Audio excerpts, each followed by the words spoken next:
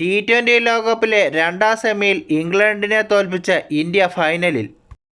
മുംബൈ വാങ്കഡെ സ്റ്റേഡിയത്തിൽ നടന്ന മത്സരത്തിൽ ടോസ് നേടിയ ഇംഗ്ലണ്ട് ഇന്ത്യയെ ബാറ്റിംഗിന് അയക്കുകയായിരുന്നു.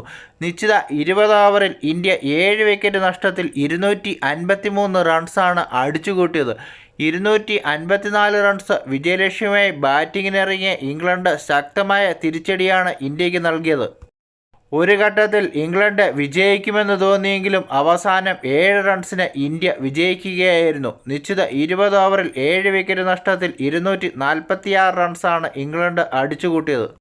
ഇന്ത്യയ്ക്ക് വേണ്ടി 89 റൺസ് എടുത്ത സഞ്ജു സാംസൺ ടോപ്പ് സ്കോറായപ്പോൾ ഇംഗ്ലണ്ടിന് വേണ്ടി ബഥേൽ 103 റൺസും നേടി. 250 മുകളിൽ ഇന്ത്യ സ്കോർ ചെയ്തിട്ടും അക്ഷരാർത്ഥത്തിൽ ഇംഗ്ലണ്ട് ഇന്ത്യയെ ഞെട്ടിച്ചു കളഞ്ഞു. തുടർച്ചയായ രണ്ടാം മത്സരത്തിലും സഞ്ജു സാംസൺ തന്നെയാണ് മാൻ ഓഫ് ദി മാച്ച്.